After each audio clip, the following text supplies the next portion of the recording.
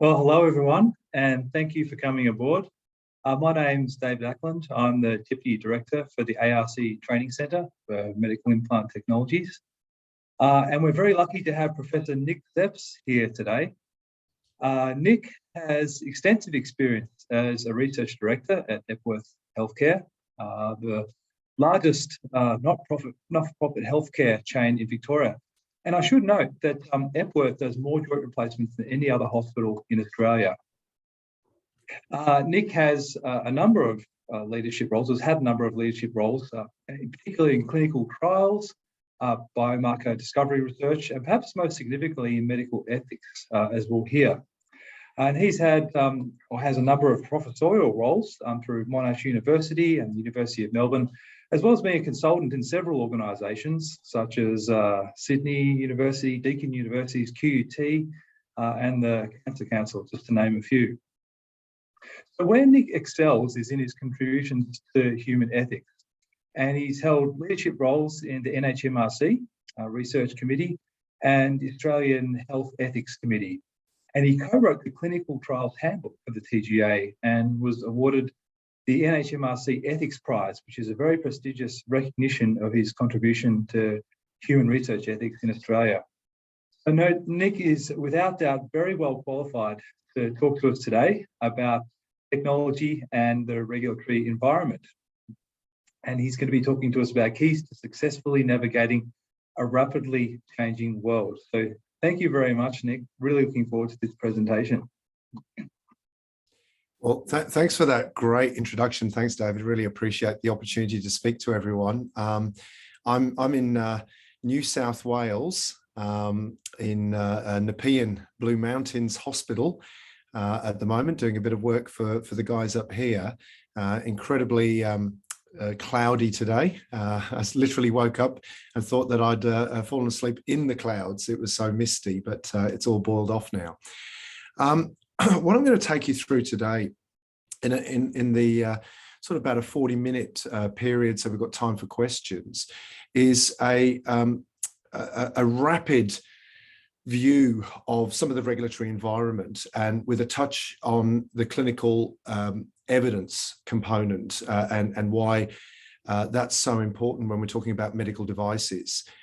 So the question here and the title is really about the regulatory environment, but the theme that I'm going to be developing is you're going to have the greatest success in your work if you really understand the objectives of the regulatory environment, who are the responsible parties, and to sort of find the pathway of least resistance in making sure that you can navigate the complexities. And I'll sort of also touch a little bit on where it can all go horribly wrong. So without further ado, let's jump into the first slide. Let me just set that up on my computer. I've got a couple of screens going on here. There we go. So when we think about product life cycle, and I'm really going to be talking about devices today only, is really thinking about how do we take them from the glint in the eye, the idea that this is something that you'd like to solve, which is really taking things from a concept, the idea that we think we've got a possibility of making a difference, and talking about the medical area of solving a problem in health. And really, what are all of those steps as you sort of take yourself all the way through to launching and marketing your device? And there's a great deal of strategy that has to go into this, clearly around the conceptual design itself, really understanding whether or not anyone agrees that you're solving a good problem. There's a planning involved around that. I'm not going to touch on today. I'm just going to circle the areas that I'm going to specifically speak about, but they really are the regulatory strategy and the clinical trial strategy. But it's not to forget that you will need an intellectual property strategy. This is where things can often fall over, is that people haven't really thought those things through. the reimbursement strategy, marketing, commercialization, and then obviously once you've marketed, your monitoring strategy, which is particularly important for devices. So I'm going to take you through really the regulatory strategy and the clinical trial strategy today, but not to forget about the other areas. So who are the relationships? What are the terms that I'm going to use a little bit here today? So I'll just put this up just to give you some terminology so that we know who we're talking about. If you are the inventor and you intend to manufacture, you are going to be decreed as the sponsor or the manufacturer by the Therapeutic Goods Administration, the regulator in this country. It's not to suggest sponsor. Some people interpret that as the funder, and certainly funders can be sponsors. But we need to make sure that our terminology is really accurate here. The Therapeutic Goods Administration will nominate you as the sponsor and say you are the sponsor if you're intending to manufacture or distribute, import therapeutic goods. You don't get a choice in deciding whether or not you are it. However, you can delegate a whole series of the responsibilities down to clinicians who are at sites, clinical research organizations. They also have roles and responsibilities that can be delegated, and you have to keep those delegation logs about those people. And then we're going to talk a little bit about today as well. I want you to obviously be familiar with the idea of expert reviewers, advisors, and notified bodies, and organizations that can do things such as conformity assessments. And it'll be clear as we come to that why that's important. So it's often thought that regulatory compliance is this Sisyphean task of rolling a boulder up the mountain and only to have it roll back down, one step forward, two steps back kind of approach. And that can often occur because people aren't aware of what the regs say, or they've missed a step and then they find that they have to go back to square one, or go to jail without passing go, simply because they didn't know the regulations appropriately. And so I'm not suggesting that you have to do this, but I think it is always important to go back to the legislation. And here's the front cover of the Therapeutic Goods Act. You can download this from the web. It's perfectly accessible to anyone who wants it. And Section 41BD, which is the area about medical devices. There's a definition here about what they are. And so it's really important that when you're setting out in your journey, you've got your invention and you're thinking about what am I going to do to bring this to market, that you really understand everything there is about what you're intending it to do and where it sits in these kinds of definitions. And I know it's not necessarily the first thing that you'll turn to in terms of your thoughts, the excitement about, oh, I'm going to invent this, I'm going to go straight to the material design, or I'm going to start talking to clinicians, or I'm going to start thinking about the commercialization strategy and buying my timeshare in the Seychelles. But what you really need to know is the legislation and the guidance. And that's what I'm going to spend a little bit of time going through. Clearly here, there's a whole raft of things about what it is, diagnosis, prevention, monitoring. Devices are a massive grab bag of things, from tongue depressors right through to software, devices that are used in medical practice as well as are used on a patient or in a patient. And we're going to go through some of that today and the changing legislation around it. As I've said, you've really got to know the regulations. And I think this is where people fall down. They don't actually know or take the time to go to the websites. And I'm throwing out a question. I can't see any of you, or I can see a few of you. But how many of you have gone to the website of the Therapeutic Goods Administration and read all of the information that they have? I know it can be somewhat difficult sometimes to navigate it. I've put this screenshot up simply to illustrate that the Australian Regulatory Guidelines for Medical Devices is under review. It doesn't mean, though, that you shouldn't read it, because it's got a lot of information in it that is very useful. And the TGA have been good insofar as keeping on top of and providing information, noticing that there are broken links, and really trying to help people. So they're very responsive if you write to them. I don't work for the TGA, but I've had very good experiences of working with them. And as you can tell, there's a lot of information about COVID testing, and they've had a lot of work about regulating the use of COVID tests. Another piece of terminology that I think it's going to be really, really important for people to start to become much more comfortable with is the idea of a conformity assessment. And what does that mean for devices? And again, it's not a nomenclature that scientists and engineers and others might immediately leap towards. But here you can see the definition. It's a systematic ongoing examination of evidence and procedures. There are things called the essential principles, which I'll take you through.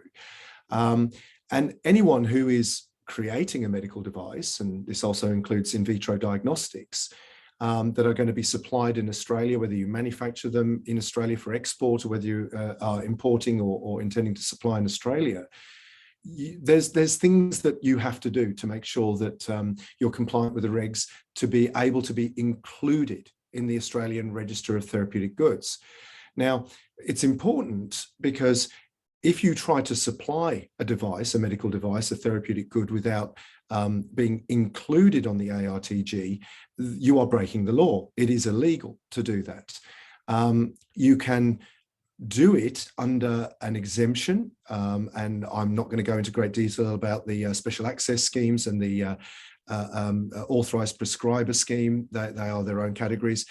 The clinical trial notification is the most common pathway by which unapproved therapeutics are supplied prior to inclusion on the ARTG, and that is an important thing for people to understand. And the processes by which you have to go and get that exemption.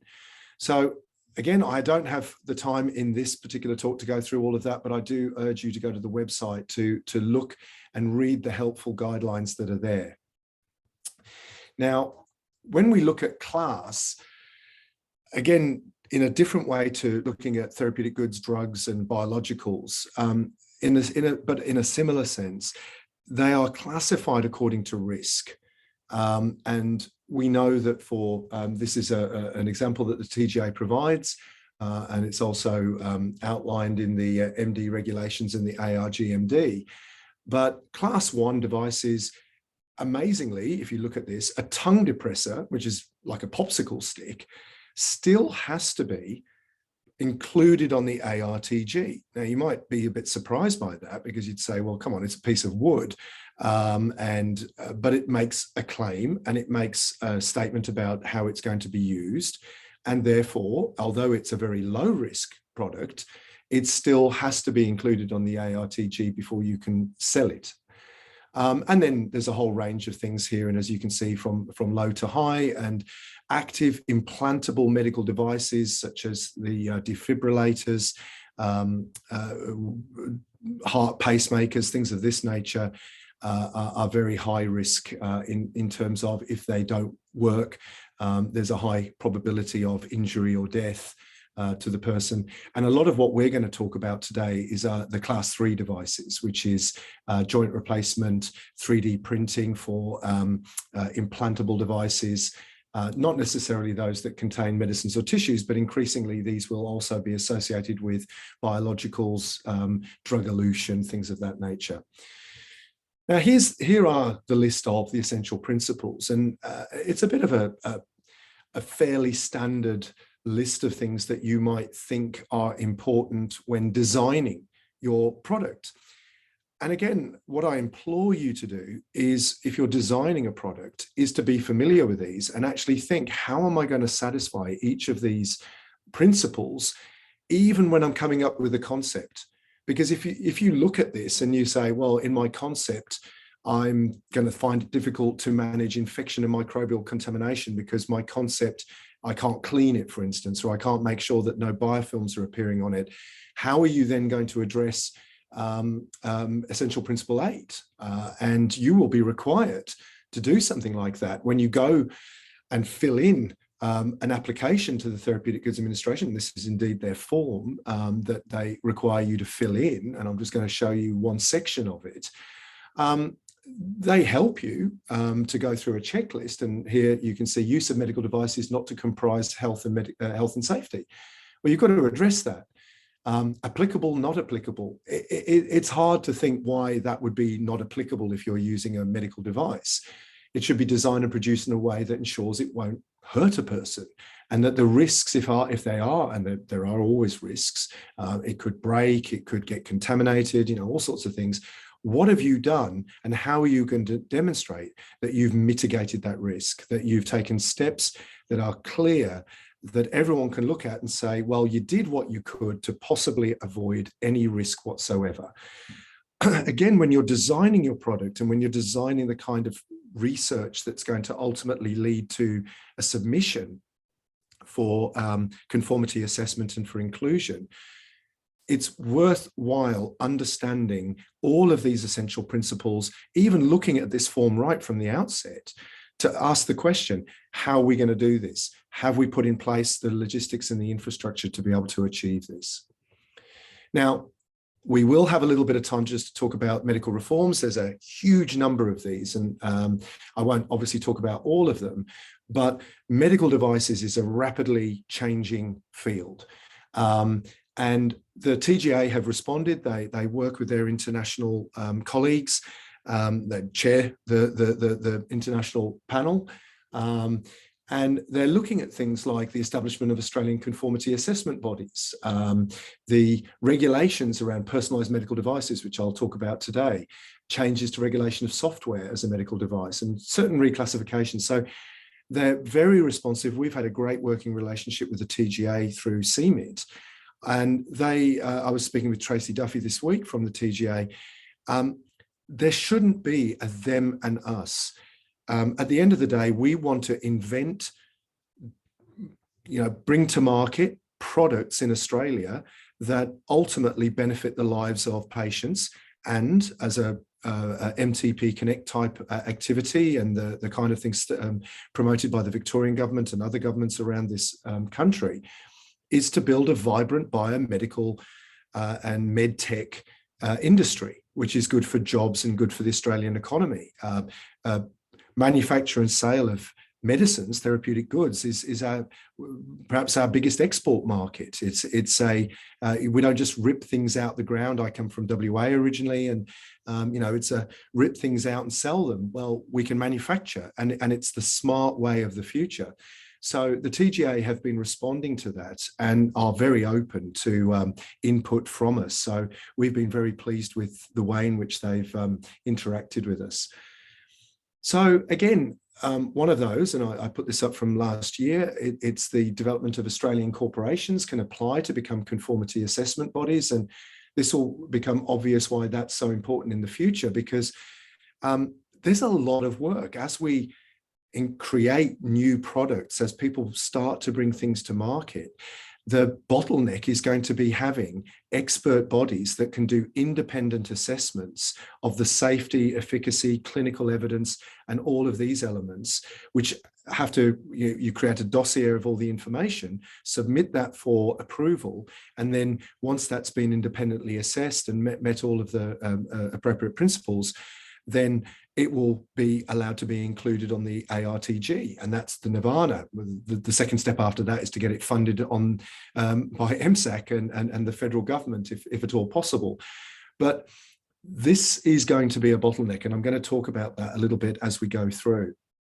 And then the conformity assessment, just to sort of make sure that everyone's absolutely clear on what that is, it's the systematic and ongoing. It's ongoing examination. You don't just get over this once you tick the box and then go, right, we're done. It's actually a perpetual idea about making sure that you conform to making sure that you are in line with the essential principles. And again, I'm going to point out why this is so important now with personalized implantable medical devices. It is possible to have a comparable overseas regulator, notified bodies, and I'll go through that in a little while. Now, I was told this is rather gruesome, but this is how it was done in the medieval times. No anesthetic, no antibiotics, and people just standing around, a group of men here, dissecting a person, and obviously they're alive because they're bleeding, so it's not a cadaver in this instance. And we can see that we've evolved our medical devices from a sharp knife to something like the Da Vinci robot here on the other panel, which is the robotic-assisted laparoscopic surgery, which is in play in a number of organisations around Australia, which is really allowing surgeons to do. Yes, even a cat has a question of sterility there. But it really is amazing that these technologies now are available. It allows the surgeons to do their operations in a precise way that wasn't possible before. It reduces their fatigue, it reduces their error. It's clinically proven to reduce blood loss. These are exceptional devices. Now, there needs to be a lot of clinical evidence out there to suggest if they're any better than slicing a person open and ripping out their organs manually in an open cut. But I know when I've done research in the past, I did a project where I had a medical student interview over 400 people about laparoscopic prostatectomies. Using the Da Vinci robot about decision regret because it does cost more money. And all of the men interviewed thought it was fabulous and they would go back and do it again. So it's clearly here to stay. It's a very important technology. And we know now that there's also all sorts of clever stuff that's going on. See you, Tim.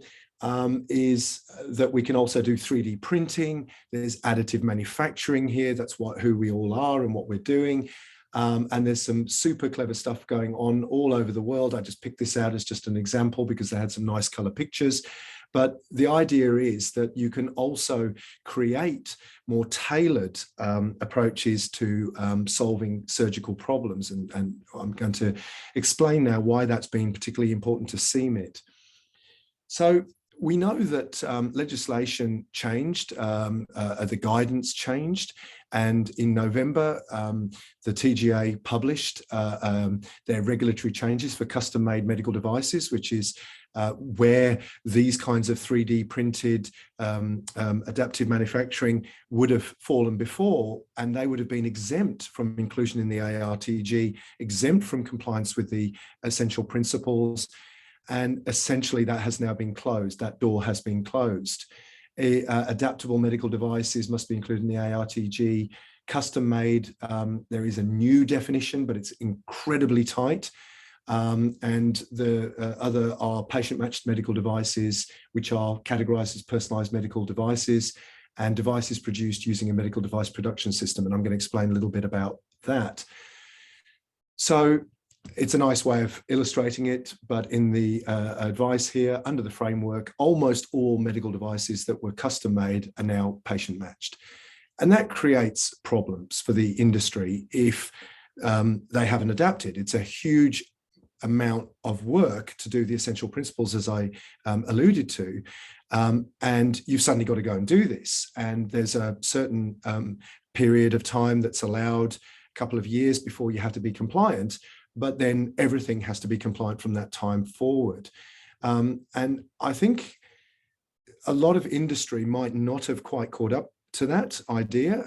A lot of the people we work with clearly have, because it's they were involved, and it was really wonderful that we could bring them together through CMIT, together with the TGA, to actually help write some of the guidelines. And so the examples that were put into the guidance material from the TGA, several of those examples were produced by CMIT members, which I think is a fabulous example of how we can have positive interactions with the regulator. But it talks about things like the specified design envelope and saying, now, if you can design things within a certain parameter, then these are no longer custom, they're patient matched, but they're no longer custom devices. So you actually have to address the essential principles. And this illustration, I'll make this these slides available to anyone, but I urge you to read the guidance material as well. And they're living documents. It's possible, if you disagree with some of the interpretations or the examples, to write to the TGA and tell them why you disagree, and like we did, and then we provided them with alternative wording, alternative examples, which were then included in the guidance material itself. So here, Eleanor notes that her specified design envelope is quite broad, and she can accommodate a lot of the solutions that she produces using this, and so that her use is patient matched. Now, if you have that kind of category, then you have production processes that can actually be validated, verified, and reproduced. And so you have to demonstrate and be able to demonstrate in your production pathway, and taking your concept through to marketing, you have to understand that you have to produce it to a specification. It has to be consistent. You have to understand the quality management systems have to be in place, the various ISO standards that govern those for manufacturing. There has to be validation processes, and they have to be verified, and that's objective examination, often by external evaluators. Now, this is a patient-matched medical device, and then there's a counter-example produced here. This is about orthopedic implants, acetabular cage and cup, as I sort of pointed out in the diagram before. He reviews the information. Dean is the manufacturer, reviews the information, includes the age, height, and weight. Talks to the surgeon, uses the CT imaging to help inform the design of the device. And this becomes a patient-matched medical device because it's been designed within a specified design envelope, it fits a particular individual, and it is manufactured by a process that can be validated, verified, and reproduced. So that's a really important distinction. In contrast, 43-year-old who is astronomically tall and weighs a huge amount of weighs a huge amount of kilos, 160 kilos, and now it's outside the design envelope. And so he doesn't actually know whether he can verify that this custom-made implant would actually operate and function in the way that is reproducible and verifiable. And so this becomes a custom-made device simply because it's intended for the sole use of the patient. It's on the request of an orthopedic surgeon, in this instance, a healthcare professional, and they've really worked out that there's no alternatives to doing this. So it is not a patient-matched or adaptable medical device, and in this instance is a custom device. So you can see that it's not absolutely straightforward to navigate this, and it takes a little bit of nuance. But I urge you to become familiar with these regs, because this is the way that you'll be able to be more successful in the future. I'm going to comment just a little bit now about the medical device production systems, MDPS, because this comes in. You have to have a verifiable MDPS. Everyone goes, well, what is that? And so there's a helpful device here about manufacturing, raw materials, design. And this comes back to when you're thinking as a researcher and you're thinking about inventing something, is really from as early as possible thinking, how am I going to be able to do this in a way that can be verified, that the manner in which I'm going to manufacture it is reproducible, the raw materials that I'm going to use, even if I'm making a prototype, how quickly can I get to a point where I can use the real material that I'm intending to use so that I can start to produce evidence that can go into my dossier, that can be used as part of the evidence for the conformity assessment. So all of these elements, what I'm really highlighting here is it's not something to think about right down at the end when you've done all your proofs of concept and you've manufactured and you've played and you've done all of these kinds of things. It's actually something to do right from the outset. And you will save yourself a world of pain by doing this as soon as possible. So again, it's all the raw materials, production equipment, thinking about all the elements that are going to be involved, including the software and all of the other bits and pieces that are important in this. And I sort of urge you to sort of really understand this because it will be vitally important. This was an example that was provided to us. Thank you, David, and others. A sort of real evidence that is happening is 3D printing of temporomandibular joints. These are joints that are subject to degeneration as you get older, trauma, cancer, The problem was that, they were if you're a manufacturer, you're sort of manufacturing them in certain standard sizes, and then you might modify those a little bit, but the screw holes come as standard pre-drilled. And the problem, again, not everyone's jaws are in the same way. And, this is a stylized thing here, but there's various ports at which nerves come through the mandible here. And the way that those branch are to some extent predictable, but every person is subtly different. And so where the ganglia are, where the nerves innervate can be subtly different. And so if you put the screw in the wrong place and pinch a nerve or touch a nerve, it can be incredibly painful, and you want to avoid that. And so this used to be a custom-made implant under doing a 3D printed customizable TMJ prosthesis. But now these would be patient-matched devices and subject for requirement and included in the ARTG. So again, this is really illustrating the change and the transition from an exemption and where you could almost knock it up in your shed to a system in which you're going to have to professionalize and make sure that these things are done properly. I'm just going to shift a tiny bit here just about and talk about regulation of software. I'm not going to dwell on this, but this is a diagram that the TGA have put up. For manufacturing, there is this issue of whether or not the software itself becomes a device. And I've given a couple of examples here. I use a tracker on my wrist. It links to Garmin, and it tells me how many steps I've taken and how fast I've ridden my bicycle. That is not going to be on the ARTG. But if you are diagnosing something or you are intervening in a health intervention and the device has to give reproducible, useful information that is used to inform a clinical decision, then it is regulated. And that is also going to be true then of the manufacturing process, even if you're doing models and creating models that inform using design for surgical prosthesis.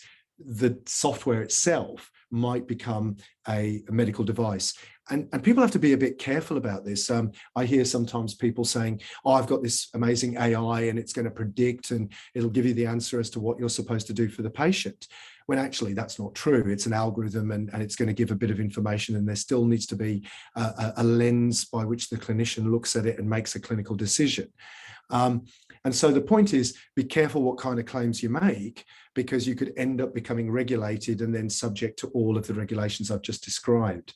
And then again, exemptions here about not intending to replace the clinical judgment of a healthcare professional. So the moment you say, I don't need you anymore, the machine is going to tell you what to do, it becomes regulated. So be very careful about that. Now, there are changes. This is a transition timeframe for European regulations. There have been some quite profound changes put in place for, it's a directives from directives to regulations of medical devices in the European Union. We use their evaluation processes a lot for devices that are used in Australia. They often come with the EU kite, and this is the predicate. They can be sold in Australia without having to go through all of the processes we go through in Australia if they've got that. But equally, if you want to sell in Europe, and it's a massive market, or you want to sell in the US and elsewhere in the world, this is going to become very relevant.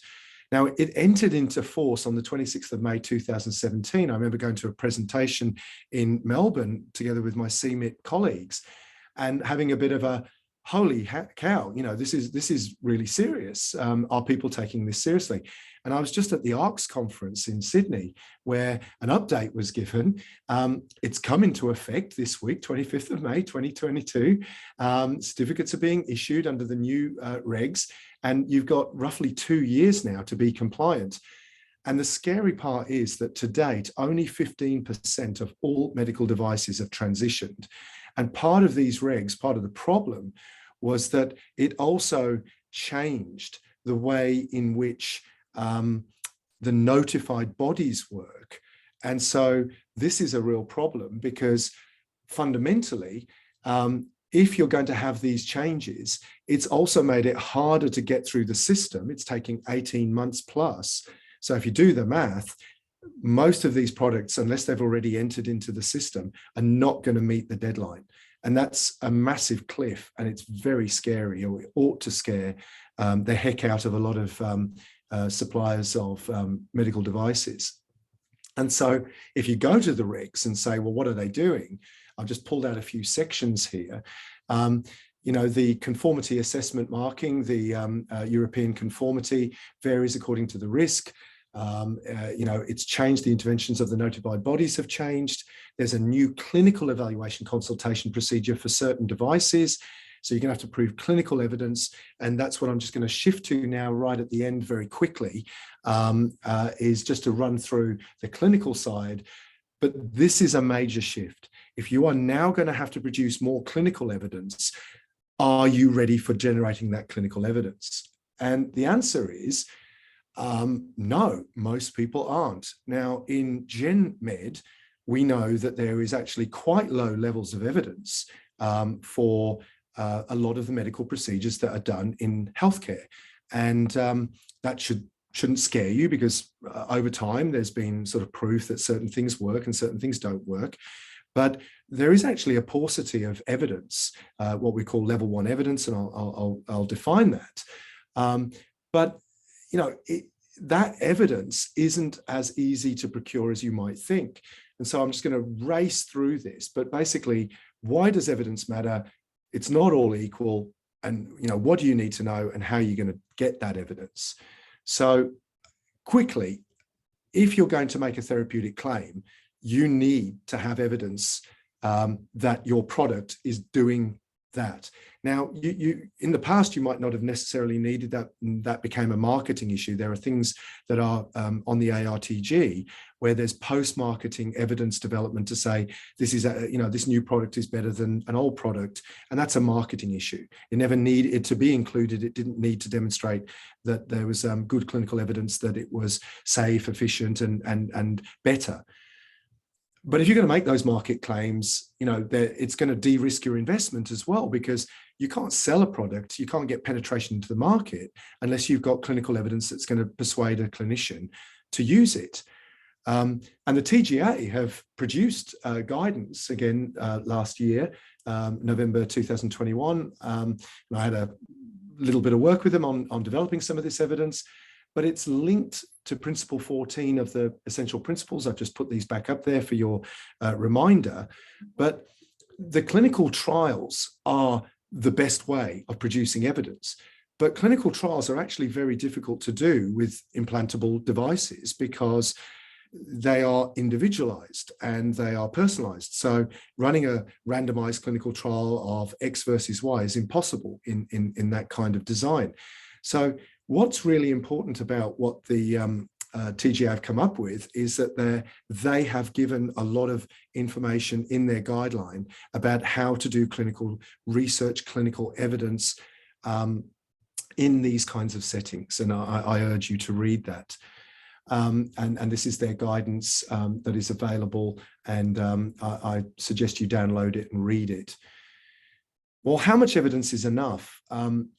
There's a problem because, and this is a rather controversial article, but it's one that I really like, is that people often design research in very poor ways. And whilst you can get it published, it's actually garbage. And what John Ioannidis has written, and a lot of his colleagues have said the same thing, is, you know, there's a lot of things that get published which actually wouldn't pass muster through a proper conformity assessment and safety and evaluation, and wouldn't meet the standards of evidence that will get your product to market. It's one thing to get it published, it's another thing to get it to market. And in the table there, I think there's some really important topics. You know, are you actually solving a problem that's worthwhile? You know, are you the right people to do it? Have you really understood the problem? Is the placement of your product and the research that you're doing on it, does it actually reflect what the reality of a circumstance is, insofar doctors would actually use this information to then implement? How implementable is your research findings? Is it feasible? Can you actually do it? I've actually stopped trials in hospitals because they just were not feasible. The patient group wouldn't accept it. It wasn't possible to recruit the patients, or it was just frankly too dangerous to do. And sometimes those had gone through a number of stages and they've been published, but they failed at that level. There is guidance as well about you working with consumers, which I think is extremely important to understand what problem you're solving and does it match consumer expectations. So don't just design a thing and you think, well, I'm super clever, I've designed this and there'll be a great market for this because this is better than other things on the market. But do your market research. Go and talk to patients and say, if I invented this, would you actually care? Would you want it? Would it be good for you? And that's being encouraged through a number of platforms now. I've recently chaired a Medical Research Future Fund clinical trial forums, the grant panels, over the last 2 years. You cannot get funded without consumer involvement. Put simply, if you don't have consumer engagement in your research, you will not get funded. So it's that important. I don't have time to go through this, but I want to just highlight to you that expert opinions, case studies, and a few lower level studies are anecdote. They don't really count as evidence, and certainly controlled trials are the pinnacle, but we have to rethink how we do randomized trials for implantable devices and other things because it's not possible necessarily to do that. So what do you need to know? Well, if you are the sponsor, if you are the person doing the research, you need to know how to design a trial. You need to, or be around people who can help you with that. So you need to find people that can help you with the research. And that's obviously something that CMIT's doing in its training and helping people with. You have people that can help you write protocols and investigator brochures. I've just written a device protocol for a company. The original design, frankly, wasn't going to meet their endpoint. So we redesigned the study, did a pragmatic design. It's actually a Coke versus Pepsi type design. And they had been told by others that they needed a different design, and frankly, they didn't. So I think it's really important to have lots of advice, lots of opinions about your design. Identify the sites that you can do it. Think about the cost of doing this. Are you going to do it yourself? Are you going to do it through a contract research organization, a CRO? And I've looked at a trial. I had to stop one of the investigators doing a trial once because he was an investor in the company. And I said, well, you can't be both an investor in the company and do the trial as a surgeon. That's an inherent conflict of interest. So there has to be an independence, an arm's length, a separation between you and the research. So again, just thinking about it, are you designing it properly? Are you de-risking it? You need to talk to people with experience in running clinical trials. And again, it's often really good to talk to them. Yesterday at a presentation here at Nepean, the statistician said, come talk to me before you design the trial. We often have people who say, here's all my data, tell me whether it's statistically significant. And he goes, I can't do that. We needed to pre-specify some of the things you were measuring. You didn't measure right. I can't give you a proper answer because you needed to include me right from the outset in the design of the study. And that's a massive error that a lot of people make, is not talking to your friendly neighborhood biostatistician before you design a clinical study. It is frankly one of the best investments you'll ever make, is talking to a biostatistician as early as you possibly can. So again, thinking about the logistics of consent, working with a company at the moment who are looking at a waiver of consent because their device doesn't actually, what we're looking at doesn't involve patient involvement directly. But if there are certain pieces of information we need, you might be in breach of the Privacy Act. So we do actually need patient consent because we need information about the patients to be able to correlate the outcome of the device and the way it's used by surgeons with the outcome. So again, getting that advice is really important. I'm just going to sort of end here by saying, when you publish, did the trial do what it said it was going to do? What if it didn't? People might not want to publish that their device hasn't worked because that's going to kill it. But ultimately, you've got to make sure that you've designed it in such a way that the right people are getting the information. That might be the investors. Have you designed the trial in such a way that you're going to convince the investor? The investor could be the government in terms of reimbursement. So people, again, should be really thinking about designing trials with a view to what the MSAC, PBAC, what the government funders are looking at. And finally, how you're going to execute your project. And I think this is really, really important. How are you going to design? Are you the right people? How are you going to fund it? Because again, if you run out of money midway, everything's going to be terrible. And that's really unethical to end the study and not reach its endpoints.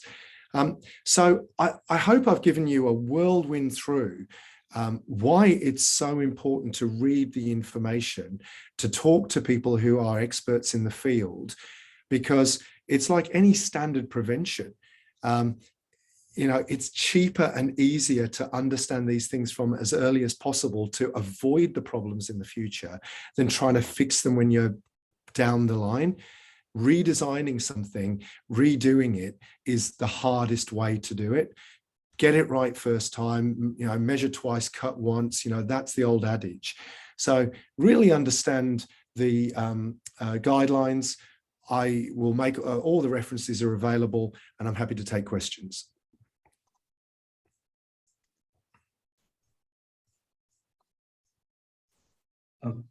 Thanks very much, Nick. That was wonderful. Yeah, really terrific. A lot to think about there, and nice to see medical device regulation presented in a very structured way and easily understood. Yeah, that's great, and I think we can really see that there has been a huge amount of change, as you say, in medical device regulation in the last couple of years, particularly from last year with that bill. Now that distinction between customised and patient-matched devices.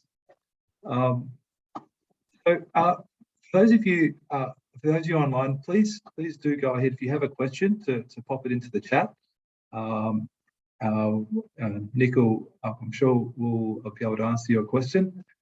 I might start actually, Nick, and you did mention software as a medical device, and I'm wondering whether you see a role in modelling, computer modelling, in regulatory approval, for example, the conformity assessment sort of modelling that I mean. It might be some virtual clinical trials or developing computer models that help us to understand the sort of functional performance of a device.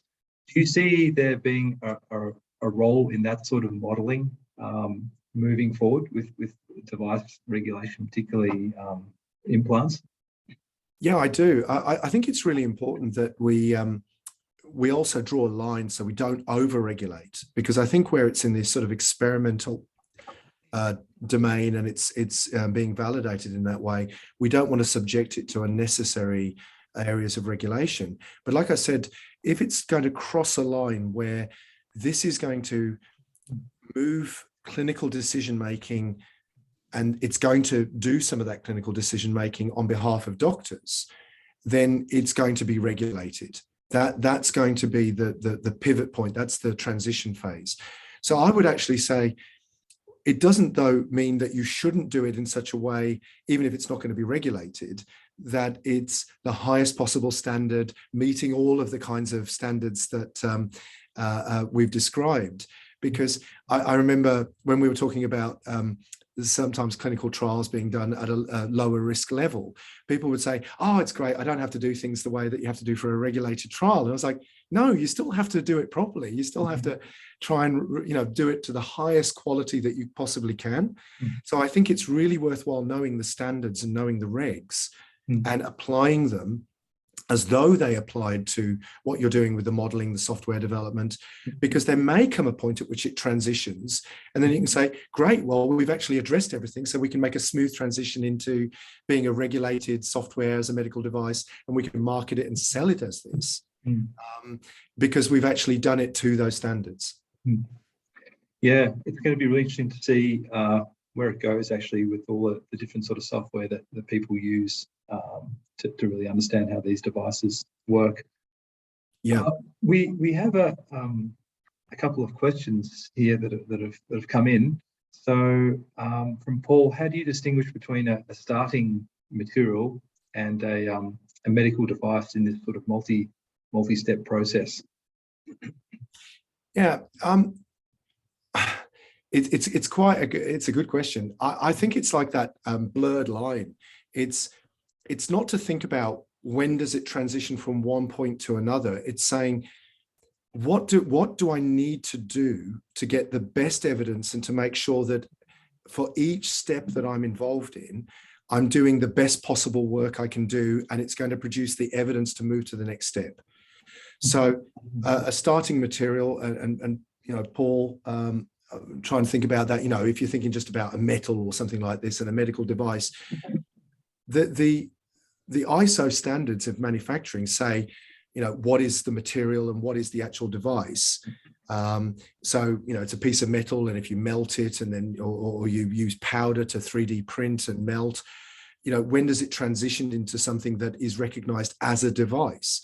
Well, it's when you call it out and say, this is the product I intend to put into a person, or I intend to use in its current format. So it's not technically a device until it's something that you're going to use, and you can say, this product here is the thing that I'm going to attach to or stick into. And I think so I hope that answers that question. I'm not sure if I have misunderstood it. Yeah. But is that okay? Chemicals made into reactants and materials then added to a tissue, for example. Well, again, it's all part of that manufacturing process. So if you're sort of talking like we had this issue, and I talked to Tracy about it this week. Fillings were a real problem because they're like a 2-pack, and ultimately the orthodontists and the dentists got exempted from the guidance because they said, that's just too hard. You can't push us down that line. We need to be able to still have that exemption as a customized device that at the point of manufacture doesn't have to have the MDPS and all the other bits. So they lobbied as an organizer, as a collective, to sort of say, there's a bit of a blur here. So Paul, if there's a particular thing that you're thinking, think about the dentists and lobby the TGA and let them help you. And we can help you. We're very keen on those kinds of examples of knowing where that is.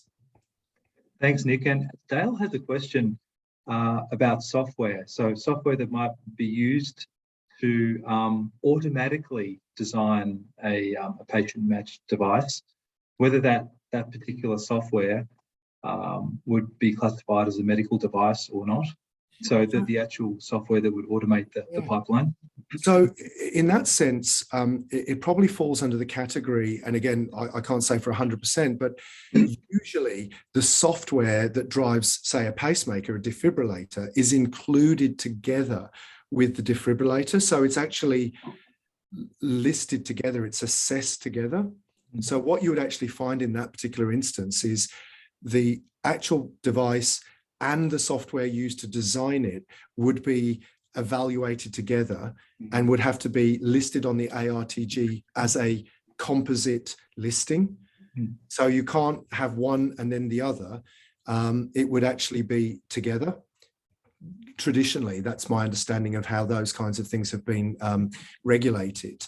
But it's a really important question because it's kind of at that line of you develop the software, it manufactures the good, but the question is, how much input did it have in terms of human input into arriving at that endpoint? So again, I think it's really important to understand whether or not a clinician is involved in any level of interpretation or if there's any human interpretation, because the software as a device is that it replaces a clinical decision. So I think these are really good test cases. And I think to some extent, until we actually test them with the TGA, we're not really going to know where they're going to fall. And I've had those discussions with Simon and Tracy and others. and a lot of this is on the fly. Thanks, Nick. We have a question from Ryan about accessory components that are used as preventative measures, and whether those devices would be classified as high risk or class 3 devices. So accessory components, Ryan, I'm not sure exactly what you mean by accessory components, but perhaps we could say something like devices for guiding, surgical guides, for example, those sorts of devices that are sort of accessories to implants. Yeah, they end up getting classified in the same way. So it would be that package, because you would be selling the product as a composite, because you'd be saying, I can't do this device without this other piece of equipment. So the question is there an absolute dependency, or are they actually going as two separate, like one company's making one thing and another company's making the other?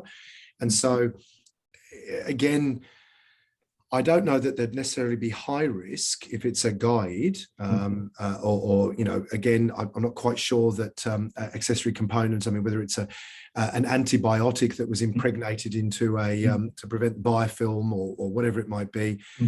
I think those are the kinds of things. They're great questions to be asking, but I would look to the guideline and then say, if you're not satisfied after reading the guideline, it's something that there might be just an absence of information about how to do that. And so we would then take that back to the TGA and pose it as a question to them. I've done that on a number of instances where I've had real uncertainty over something, and sometimes they scratch their heads and go and then ask their other colleagues, and then it becomes something that might end up at the international table for discussion. So don't think that any of these questions are crazy questions. I've got time probably just for these two last questions, then I'll have to unfortunately go on, but I'm happy to take things offline and for people to email me, contact me, or directly through CMIT or through my email. Yeah, thanks Nick. So we had a question from Heidi, who's a dental student. Thanks for listening, Heidi. Wondering about the TMJ implant, if it's used in cancer or there are other applications. I'm not sure if you wanted to answer that, Nick. It's quite specialized. We sort of mentioned that it was also for osteoarthritis, degeneration, and from any trauma. I mean, if someone gets punched in the face, you would end up, or falls off a bicycle, as I do from time to time. I've got a nice implant in my leg at the moment from falling off a bicycle. So yeah, it kind of doesn't matter about the indication to some extent. It's like, is it needed to restore function and structure? And it becomes a functional and structural question. So it may have an impact if you wanted to regrow something, or you thought that it was functioning in a particular way. So it would always be around that structure and function question. Thanks very much, Nick. Well, look, I think we might call it time there. And on behalf of CMIT and all the organisers of this seminar, I really want to thank you very much for coming and sharing your incredible knowledge in device regulation. So really an amazing source of knowledge for us all to learn from. So thank you very much. And if anyone has any other questions, feel free to reach out to Nick directly. Thank you again very much. Thank you so much, and thanks, Carl, for the plug.